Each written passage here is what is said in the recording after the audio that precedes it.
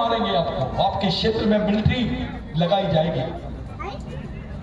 5वीं और 6वीं अनुसूची के क्षेत्र में जो मणिपुर में हो सकता है वो बस्तर में भी होगा। मैं इसकी भविष्यवाणी कर रहा हूं। तब हम लोग क्या करेंगे, हमको क्या करना है, कैसे रहना है, इसके लिए एक सामाजिक रणनीति। आ गए हैं बालोद जिला राजाराव पठार। आप मन देख सकते हो यहाँ वीर नारायण वीर मेला की गेट हारे।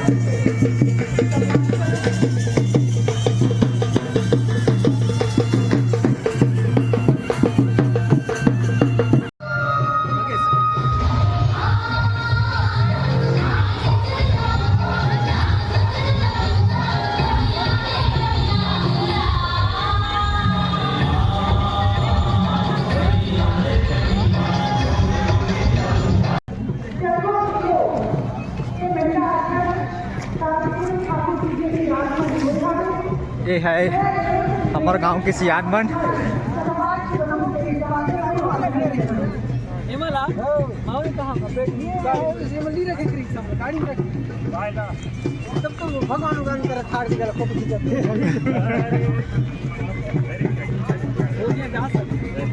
नहीं सब में जाता भाई देख सका था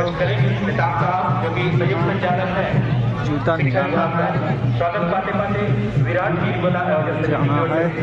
अभिनंदन स्वागत सेवा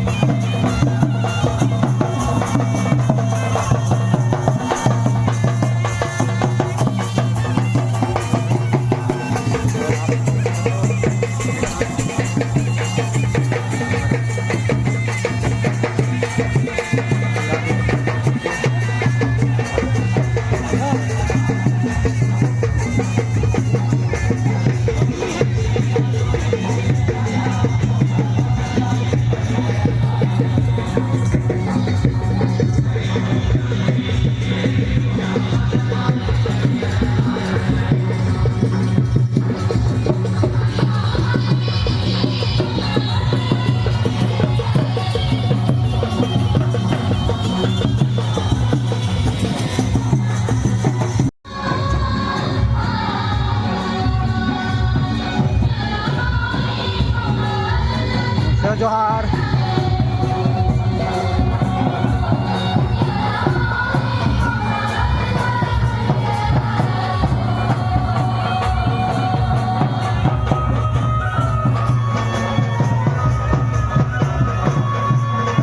बच्चे को सिखाना है, आपको जिंदाबाद बोलना है। आपको बोलना है जिंदाबाद। वीर नारायण भगवान जिंदाबाद जिंदाबाद जिंदाबाद। मैं देखो पहली बार भगवान शब्द से अलंकृत कर रहा हूं। बहुत लोग बोलेंगे ये भगवान बना दिया। अबे तो जिसको देखा नहीं उसको भगवान बोलता है। ये तो तेरे लिए वास्तविक मरा है, इसके वजह से जमीन मिली। उसको ये काउंटर क्वेश्चन पूछो, कौन से भगवान ने जमीन दिया तेरे को, वो भगवान का नाम बता, एड्रेस बता। नहीं तो मैं ये भगवान ने जमीन दिया इसके प्रूफ देता हूं। ओरिजिनल भगवान कौन है? जिसने जमीन दिया। तुम्हारा बाप तुमको जमीन नहीं दे सकता है, भाई नहीं देता है, भाई भाई टुकड़े में लड़ता है। जिन्होंने जीवन दिए वो ओरिजिनल भगवान। भगवान वीर नारायण अमर रहे, अमर रहे, अमर रहे। मैं आज के दिन आप लोगों के बीच में आया, मुझे बहुत अच्छा लगा। आयोजक कमेटी के लोगों से किसी दिन और मुलाकात होगी। मैं नेता पेट भरने के लिए दिन भर से मेहनत करने के बावजूद अपना पेट नहीं भर पाते, उसको आजाद देश नहीं बोल सकते। हम देश आजाद हो सकता है, आदिवासी नहीं हुआ है। हम लोगों को अपने आप को बचाने के लिए, अपने समाज को बचाने के लिए, अपनी संस्कृति को बचाने के लिए आने वाले समय में तैयार होना पड़ेगा बेटा। आप लोगों को आपको पढ़ाई के साथ साथ, एक एकेडमिक अध्ययन के साथ साथ सोशल अध्ययन भी करना पड़ेगा। सोशल एजुकेशन भी बहुत जरूरी है आपको, क्योंकि आपको समाज में रहना है, लोगों में जाना है। आपको देखने के बाद कोई नहीं बोलना चाहिए कि आदिवासी लड़की है। देखने के बाद 10 मिनट तक सोचना चाहिए, चाहे कलेक्टर हो या कमिश्नर हो। आप लोग एक नई लड़ाई की तरफ हम लोगों को जाना पड़ेगा। सोचना पड़ेगा कि इस समाज में हमारी भूमिका क्या होगी। भाइयों, सब तरफ हंगामा है। आदिवासियों के साथ जो हो रहा है, विश्व के किसी देश में इतना अन्याय किसी देश के आदिवासियों के साथ में नहीं हो रहा है जितना भारत के आदिवासियों के साथ में हो रहा है। आप लोग, मैं, आप सब मिलकर आज के दिन, ये पूरी 3 दिन की यात्रा है आप लोगों की। ये यात्रा को आप लोग यादगार बनाएंगे। इस यात्रा में आप लोग सामाजिक दीक्षा लेंगे, सामाजिक शिक्षा लेंगे, सामाजिक शपथ लेंगे कि हम मरते दम तक समाज के लिए जिंदा रहेंगे, समाज के लिए लड़ेंगे और समाज के लिए ही मरेंगे। अपने मेहनत का कुछ हिस्सा समाज के लिए देंगे। जैसे आरएसएस का मूवमेंट चलता है वैसे आदिवासियों का मूवमेंट चलना चाहिए। हर समाज का मिशन चलता है, आपका क्या है? और ये जो अलग अलग भागने वाली बीमारी है, इससे बचो। कोई जरूरत नहीं है ये कोई गोंड है, ये प्रधान है, सब एक है, सबका डीएनए एक है, सबकी संस्कृति एक है, तो समाज भी एक है, एक होना चाहिए। एक लड़ाई की तरफ आपको जाना पड़ेगा। मेरे लिए, आप तमाम लोगों के लिए, मैं जो बताया आज वीर नारायण के बारे में वो 100% सच है। और ये मेरी जवाबदारी है कि इसको प्रूव करके बताना है, चाहे मध्य प्रदेश गवर्नमेंट हो, छत्तीसगढ़ गवर्नमेंट हो या भारत सरकार हो। वहां के एंथ्रोपोलॉजिकल डिपार्टमेंट में, वहां के एनसीईआरटी के डिपार्टमेंट में हमारी जवाबदारी, अगर हम वीर नारायण का शहादत दिन मना रहे हैं तो उनके इतिहास की वास्तविकता को सामने रखना है। मैं आप तमाम लोगों से विनती करता हूं, दिल से विनती करता हूं कि आप लोग एक नया प्रण लेके जाएंगे, यहां से एक नई ऊर्जा लेके जाएंगे, एक नया सामाजिक जोश लेके जाएंगे। आर्टी पार्टी नहीं, समाज, सबसे बड़ी चीज समाज। आपको उनको देखना है, शहीदों को, इन्होंने समाज को जिंदा रखा है। मेरे लिए, आप लोगों के लिए ये बहुत बड़ा दिन है। ये मायना नहीं रखता आप कितने लोग हैं, ये मायना नहीं रखता आप क्या बात कर रहे हो, आप कैसे लोग हो, क्या विचार करते हो, ये बड़ी चीज है। 1 लाख बिगड़ विचारों के लोग भी जमा हो जाएंगे तो कुछ नहीं कर सकते, लेकिन 5 लोग विचारों के जमा हो जाएंगे तो गवर्नमेंट ने व्यवस्था हिला के रख सकते हैं। वो ताकत होती है विचारों में। बिरसा मुंडा ने बोला था, आर्थिक रूप से समाज गरीब रहेगा चलेगा, पैसे से गरीब रहेगा चलेगा, लेकिन विचारों से गरीब नहीं रहना चाहिए। जो समाज विचारों से गरीब रहता है वो गुलाम पैदा होता है, गुलाम ही मर जाता है। आपको तय करना है कि हम गुलाम नहीं बनेंगे, हम वैचारिक क्रांति जरूर करेंगे। मेरा तो लाइफ ही गया है। आज से 2007 में नागवंश मेरे साथ में थे, तब इसका पेट वेट नहीं निकला था, स्टूडेंट था। ऐसा मत समझो, बहुत स्मार्ट दिखता था, अभी दमदार दिख रहा है, स्मार्ट नहीं दिख रहा है। ये बहुत प्राउड कैडेट था। जब मैं क्लासेस लेता था तो तब मैंने उसको देखा था, नागवंशी। या रावते साहब नहीं है, राणा साहब नहीं है, ये सब लोग हैं। लेकिन उनको भी बोल रहा हूं मैं, आरटी पार्टी के चक्कर छोड़ो, समाज से जोड़ो, नहीं तो पता भी नहीं चलेगा कैसा इनकाउंटर हो जाए। हम इन पार्टियों में केवल हमारी हस्ती नौकर की है, मालिक की नहीं है। तुम सामाजिक ताकत पैदा करो, तुम नेता को बोलेंगे बैठ तो सो जाएगा। ऐसी तैयारी हमको करनी पड़ेगी। मैं जाते जाते एक जोक बताना चाहता हूं। बच्चे बैठे हैं, कुछ स्टूडेंट बैठे हैं, कुछ अपने बस्तर के लोग थे, बहुत पढ़ लिख लिए, वो अपने आप को मॉडर्न बन गए। उसमें एक मैडम भी थी, साहब भी थे। मैडम क्या करी, यहां से नौकरी लग गई और सीधा बंबई चली गई। अब बंबई चली गई मैडम, तो मैडम बहुत पढ़ी लिखी थी। मैडम में पूरी आदिवासी संस्कृति को भूल गई और अपने आप को यस नो ये वाली संस्कृति में चले गई।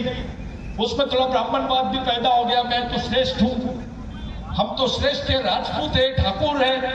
हमारे तरफ ठाकुर बाल काटने वालों को बोलते हैं। तो ये बड़ा मैडम में एक जोश आ गया, अपने आप को आदिवासी समझने के लिए तैयार नहीं थी, बाल काट ली, अपने बिल्कुल ड्रेस बदल लिए, साहब ने भी अपना ड्रेस बदल लिए। और 12 साल के बाद में वो बस्तर के कांकेर के बाजार में आए। तो कांकेर के कुछ आदिवासी पंचायत के लोग, मैडम एक आई थी पंचायत वाली, मैं मिला, चले गए शायद। तो वो पंचायत के लोग बेचारे परेशान थे कि साले इतने गावरानी कुत्ते आ गए हैं, इनका क्या किया जाए। सबके कुत्ते बिकते हैं, अपने कुत्ते क्यों नहीं बिकते। तो वहां के पंचायत के लोगों ने कुत्ते के कान वान काटे, दुम काटे, पेंटिंग वेंटिंग किए और उसको लाके कांकेर के बाजार में रख दिए। अब बेचने वाले 2 लोग थे, 2 कुत्ते इधर, 2 कुत्ते इधर, एक तरफ रामा एक तरफ गोमा। तो वो रामा की तरफ मैडम गई, वो कितना अच्छा कुत्ता है, बहुत अच्छा कुत्ता है, गोल गोल आंख है, 2-2 नाक है, ऐसा वैसा बोलने लग गई वो और उसका पप्पी वप्पी करने लगी। तो वो जो गोमा था उसको रामा देख के बोलता है, बे तू गुस्से में क्यों है, तू मेरी तरफ क्यों गुस्से से देख रहा है, मैडम तो तेरे कुत्ते का लाड कर रही है, उसका प्यार कर रही है। तो बहुत चिढ़ गया गोमा जम के, अबे वो मैडम को बता, बोले कुत्ते का मुंह इधर नहीं उधर है। तो ये हालत हो जाती है जो अपने संस्कृति को भूल जाते हैं, ये हालत हो गई है। बहुत बड़ी चीज होती है संस्कृति। संस्कृति की निर्माता महिला है, पुरुष नहीं है। हमारे यहां भगवान से बढ़ के मां को समझते हैं, और जो मां होती है वो बड़ी है। फड़ा पहने वो बड़ा देव नहीं है, फड़ा यानी बड़ी।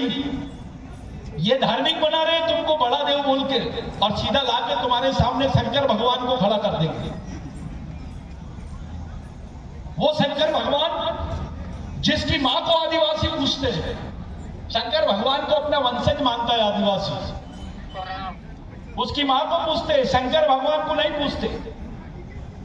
जब आदिवासी शंकर भगवान था तो उसको क्या बोलते थे मालूम है मैडम? शंकर भगवान जब आदिवासियों में था तो उसको महादेव बोलते थे। क्या बोलते थे? देवों का देव, क्या? महादेव। जैसे शंकर भगवान इधर चले गए मनुवादी टीम में तो महेश बन गए। तुम्हारे संस्कृति में थे तो कैप्टन थे, और उनकी संस्कृति में गए तो आखिरी नंबर के प्लेयर बन गए। ब्रह्मा विष्णु यानी इस देश का सबसे बड़ा भगवान सबसे छोटा भगवान बना दिया गया। और जब आदिवासियों में थे तो उसको क्या बोलते थे? महादेव। तो संस्कृति बहुत बड़ी चीज है, बहुत बड़ी चीज है संस्कृति। जब संस्कृति में थे तो वो महादेव कहलाते जाते थे, और जब वो धर्म में गए तो महेश बन गए। आपको महेश बनना है कि महादेव बनना है? तो आपको संस्कृति की तरफ जाना चाहिए कि धर्म की तरफ? तो मेरे साथियों, हमारे लिए ये बहुत महत्वपूर्ण बात है। कि संस्कृति का महत्व यानी संस्कृति यानी आदिवासियों की पहचान, आदिवासियों की विचारधारा, आदिवासियों का जीवन, आदिवासियों का संघर्ष, ये संस्कृति है। दुनिया में कोई भी समाज को परिभाषित करने के लिए संस्कृति का मापदंड नहीं लगाया जाता है, लेकिन आदिवासियों को परिभाषित करने के लिए संस्कृति का मापदंड लगाया जाता है। और जो संस्कृति है ये बहुत बड़ी चीज होती है। आप लोग इस सांस्कृतिक धरोहर को समझे, इस पर बात कीजिए, इसको समझाइए, इस पर चर्चा कीजिए। आप लोगों के सामने बहुत बड़ी बड़ी चुनौतियां हैं। कितनी बड़ी बात है, हमारे बीच में नेताम साहब आए हैं, अरविंद नेताम साहब, इनका जोरदार तालियों से स्वागत कीजिए। तो हमारे लिए यह महत्वपूर्ण हो जाता है कि संस्कृति को जिंदा रखना, हमारी पहचान को जिंदा रखना, अपने परंपरागत अधिकारों को, रूढ़ी परंपरा के अधिकारों को जिंदा रखना, अपने सांस्कृतिक और सामाजिक संवैधानिक अस्तित्व को जिंदा रखना, ये सब प्रश्नों से जुड़ा हुआ आपका जीवन है बेटा। आपके सामने समस्या परोस के आई है, आप पैदा हुए उस दिन से समस्या में हो। आपका नाम क्या है, मड़ावी हो, गेडाम हो, ये मायना नहीं रखता। आपकी पहचान क्या है इस देश में, वो मायना रखता है। आपकी पहचान इस देश में वनवासी करके है, आपकी पहचान आदिवासी करके नहीं किया जा रहा है। वनवासी ये पुरुषवाचक है ना, मानववाचक शब्द नहीं है, ये प्राणीवाचक शब्द है। आपको प्राणियों से भी कम समझा जा रहा है। मैं 2 उदाहरण लेना चाहता हूं और अपनी बात को समाप्त कर दूंगा। सिवनी में, साहब ये बहुत बड़ी घटना बता रहा हूं, सिवनी में कुछ आदिवासी लोग गाय का मटन ले जा रहे थे, 4 किलो मटन था उनके पास। वो आदिवासियों को बजरंग दल के लोगों ने देखा और गाय का मटन है करके उनको पकड़े और वीडियो बनाया एक जन ने और उनको खुलेआम डंडों से मारे। उसमें 2 लोगों की मृत्यु हो गई। कोई इंक्वायरी नहीं बैठी, वो लोग जमानत पे बाहर आ गए। हमने वो संगठन और उनके वो जो आरोपी है उनके ऊपर कार्रवाई की बात की, गवर्नमेंट ने कुछ नहीं करी। अपने नेताओं ने विधानसभा में नहीं उठाया, कोई जुडिशियल इंक्वायरी की बात नहीं हुई। ये लोगों ने गाय के मटन के लिए मार दिया उसको। वो गरीब आदिवासियों के घर में मेहमान आए थे, पैसा नहीं था उनके पास बकरे का मटन लाने के लिए। अबे आदिवासी सुअर का भी खाता है, गाय का भी खाता है, समय आए तो आदमी को भी खा जाए।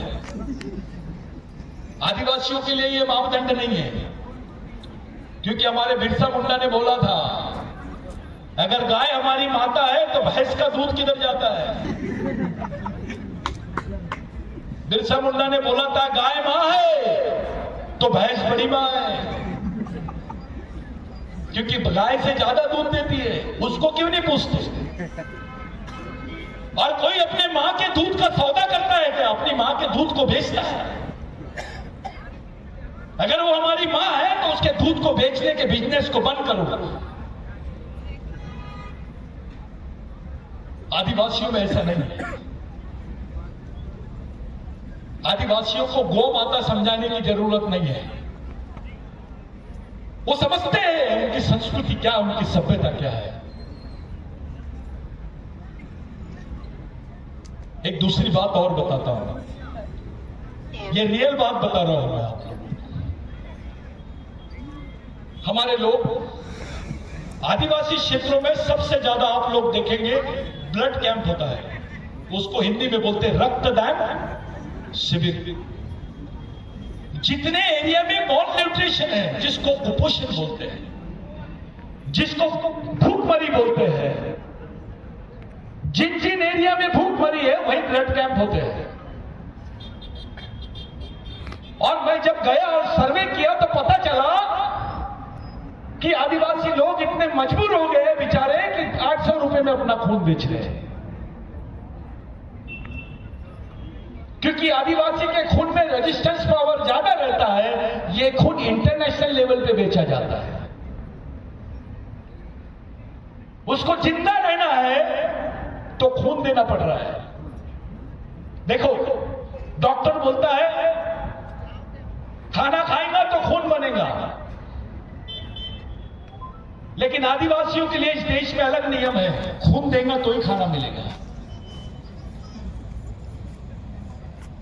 ऐसा होता है? कौन से समाज के साथ में ऐसा हो रहा है? किडनी बेची जा रही है, आदिवासी अपने बच्चों को बेचने के लिए मजबूर हो गए। अकेले मध्य प्रदेश से 1,25,000 आदिवासी लड़कियां गायब हुई है। कोई बात नहीं करता। छत्तीसगढ़ में 70,000 से ज्यादा हो गई। करीब 65% आदिवासी लोग यहां से विस्थापित हो जाते हैं, माइग्रेट हो जाते हैं। उनके पास नागरिकता छत्तीसगढ़ की है, लेकिन रोटी दूसरे स्टेट में खाते हैं। लाडली बहना, फलाना बहना। अब 1,25,000 आदिवासी लड़कियां गायब हो गई है, तो भी चुपचाप रहते हैं हमारे लोग। वो मर गए हैं कि जिंदा है, इस पर कोई चर्चा नहीं करता है। एक उच्च वर्गीय लड़की पर रेप होता है तो पूरे देश को पता चल जाता है, पूरे मीडिया में आता है। ये बात कभी मीडिया में नहीं आई। छत्तीसगढ़ में क्या हो रहा है, क्या परिस्थिति है हमारी? खुल के बात कोई पार्टी नहीं करती, कोई पार्टी तुम्हारे साथ में नहीं है। तुम्हारे मूलभूत अधिकारों के आंदोलन में आपको कोई मदद करने के लिए तैयार नहीं है। खुल के आदिवासियों का साथ देने के लिए कोई आने को तैयार नहीं है। दबे मुंह बातें करते हैं। ऐसे समय आपको अपनी लड़ाई लड़ना पड़ेगा। दुख हमारा है, शोषण हमारा हो रहा है, तो लड़ाई भी हमारी, और लड़ाई हमारी है तो संगठन भी हमारा, और संगठन हमारा है तो विचारधारा भी हमारी, और अगर विचारधारा हमारी है तो कुर्बानी भी हमारी, हमें को देना पड़ेगा। नहीं तो अपने पास बहुत विकट लोग हैं, तू लड़, मैं कपड़े संभालता हूं। बिरसा मुंडा पैदा होना चाहिए, लेकिन बाजू वाले के घर में, मेरे घर में नहीं। ऐसे भी लोग हैं। कुछ लोग इस समाज में आने पर अपने बच्चों को बोलते वहां क्या करेगा, क्या है वहां, क्योंकि उनका पेट भर गया है। उनको समाज नाम के शब्द की वैल्यू नहीं मालूम। मैंने जब भी बोला, मंत्री रहे, संतरी रहे, अधिकारी रहे, कर्मचारी रहे, मजदूर रहे, अपने जीवन से आदिवासी शब्द निकाल लो बस, और तुम्हारी औकात देख लो। समाज नाम का शब्द इतना महत्वपूर्ण है कि उसके लिए जान दिए लोगों ने। आदिवासियों के लिए समाज ये बहुत बड़ी आइडियोलॉजी है, ये भगवान से बड़ी चीज है। मैंने जब भी बताया, पेन का मतलब भगवान नहीं होता है। पेन का मतलब क्या होता है, भगवान से भी। Very good. हम सब लोग आप लोगों के बीच में है। ऐसे वक्त जब कोई गवर्नमेंट आदिवासियों के साथ में नहीं है, किसकी भी सरकार है, बात दूसरों की मत करो, अपनी पार्टी के भी लोग अपने साथ में नहीं। ऐसे वक्त आपके आरक्षण का प्रश्न है, आपके जिंदा रहने का प्रश्न है, आपकी जमीनों का प्रश्न है। मैंने अभी बताया, जो कानून पास हुआ है पार्लियामेंट में, वो तो तबाह कर देगा आदिवासियों को। भगा भगा के मारेंगे आपको, कानूनन तरीके से मारेंगे आपको। आपके क्षेत्र में मिलिट्री लगाई जाएगी। 5वीं और 6वीं अनुसूची के क्षेत्र में जो मणिपुर में हो सकता है, वो बस्तर में भी होगा। मैं इसकी भविष्यवाणी कर रहा हूं। तब हम लोग क्या करेंगे, हमको क्या करना है, कैसे रहना है, इसके लिए एक सामाजिक रणनीति आपको बनाना पड़ेगा। ये तमाम लोग प्लेटफॉर्म पे आके बंद रूम में बैठ के कुछ बात करो। विचारों से आंदोलन चलना चाहिए। मैं अध्यक्ष हूं, मैं सचिव हूं, इससे कुछ नहीं होता। मेरे पास मैं इंटरनेशनल अध्यक्ष बना देता। दिमाग में अंदर रहना चाहिए, बाहर नहीं। ब्रेन के अंदर होना चाहिए। विचार नहीं है तो क्या कर लेगा। विचारों की जरूरत है, वो ट्रेनिंग हमको देनी पड़ेगी। आने वाले समय में हमको समाज का मिशन चलाना है साथियों। संगठन नहीं, पार्टी नहीं, मिशन। एक सोशल मिशन आपको चलाना है और उसके लिए आपको प्रतिज्ञाबद्ध होना है। यहीं से आपको एक तैयारी शुरू करनी है। मैं आप लोगों से विनती करता हूं, मैं रुक जाता हूं, बेटा 2 मिनट रुक। सब जगहों पे खड़े हो जाएंगे हम लोग, एक जगह पे खड़े हो जाओ सब लोग, मेरी विनती है सब लोगों से। हम खड़े होकर उस महान विभूति को, जिन्होंने हमारे समाज के खातिर, देश के खातिर, जल जमीन जंगल के खातिर अपनी जान दे दी, वो सामाजिकता को याद करो। हमको प्रतिज्ञाबद्ध होना है कि आज से कोई जातिवाद, व्यक्तिवाद, पार्टीवाद, क्षेत्रवाद नहीं, केवल समाज और समाजवाद की बात करेंगे। उन शहीदों को याद करेंगे, चाहे टंटा भी लो, भगवान टंटा भी लो, रेंगा बोलकू हो, गुंडाधुर हो, बाबूराव शर्मा के हो, शंकर शाह रघुनाथ शाह हो, तिलका मांझी हो, राघोजी भांगरे हो या भगवान बिरसा मुंडा हो, तमाम शहीदों को हमको याद करना है। मैंने 3 बातें यहां मुख्य तौर पे बोली कि वीर नारायण की लड़ाई बेसिक, वो लड़ाई काय के लिए थी? पहली लड़ाई क्रिमिनल ट्राइबल बिल के खिलाफ, दूसरी लड़ाई लैंड एक्विजिशन की थी यानी भूमि संपादन की लड़ाई थी, तीसरी लड़ाई संस्कृति की थी और चौथी लड़ाई मनुवादी कानून के खिलाफ हमारी मां बहनों को ब्लाउज नहीं पहनने की परमिशन थी। ये भूलना नहीं, मैं इसको प्रूफ करके दूंगा। मैं जवाबदारी से बात कर रहा हूं। इस पर रिसर्च करने की जरूरत है। हमारे सामने झूठा इतिहास ये लोग रखते हैं। जो वीर नारायण के साथ 10,000 लोग मारे गए, उनके रिकॉर्ड्स नहीं है इनके पास। ये हमारी जवाबदारी है। तो 2 मिनट के लिए अपनी जगह पे खड़े होकर हम मौन धारण करेंगे। हम लोग श्रद्धांजलि नहीं देंगे, वो मरे नहीं है, जिंदा है। ऐसे लोग जो समाज के लिए, सामाजिक मिशन के लिए मरते हैं। बिरसा मुंडा ने बोला था, मिशन में आदमी बूढ़ा भी नहीं होता है और मरता भी नहीं है, उसको मिशन बोलते हैं। वीर नारायण आज भी जिंदा है, उसकी विचारधारा जिंदा है। वो जिंदा है करके आप आए, अगर वो मरे होते तो आप आते भी नहीं, आप अपने बाप की कब्र में नहीं जाते। आज वीर नारायण को हम लोग इसलिए याद कर रहे हैं कि उनके विचारों का अवशेष आपके बीच में है, उनके संघर्ष का अवशेष आपके बीच में है। वो हमारे लिए जिंदा है, उनको आदरांजलि दी जाती है, श्रद्धांजलि नहीं दी जाती है। हम 2 मिनट मौन धारण करेंगे। 2 मिनट का उन तमाम शहीदों की याद में फरसा पेन, पिरसा पेन, फड़ा पेन, मैंने जब भी बताया फड़ा पेन यानी बड़ा देव नहीं, फड़ा यानी बड़ी, फड़ोर यानी बड़ा, तो एक्चुअली वो बड़ी देव। हमने महिला वो सबसे बड़ा स्थान है आदिवासी संस्कृति में। तो कुछ मनुवादी प्रकृति के लोग, जो धर्मवादी विचारधारा के लोग हैं, उसको बड़ा देव, बूढ़ा देव, ये शुरू पड़ गया है। इसके पीछे आपको खत्म करने के पीछे लगे हुए हैं, आपकी संस्कृति को खत्म करने के पीछे लगे हैं। उसकी ओरिजिनलिटी की तरफ हमको जाना है, उसके ओरिजिन के पास जाना है। आपको अपनी इंटरनेशनल पहचान के बारे में सोचना है। मैं बता के जा रहा हूं, एक सुप्रीम कोर्ट का निर्णय भगवान राम के लिए हुआ, उनका मंदिर बन गया। सुप्रीम कोर्ट का निर्णय आदिवासियों के लिए हुआ, अभी तक आपको मान्यता नहीं मिली।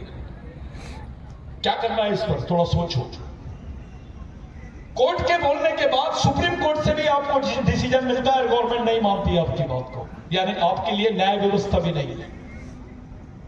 क्या करोगे ऐसी परिस्थिति में, जब न्याय व्यवस्था की भी बात आपके फेवर में होने के बाद गवर्नमेंट नहीं मानती है, तो क्या करोगे? इसका हल क्या है, थोड़ा सोचा जाए। ये हमारी अंतिम पीढ़ी को बचाने के लिए लड़ी जाने वाली अंतिम लड़ाई है।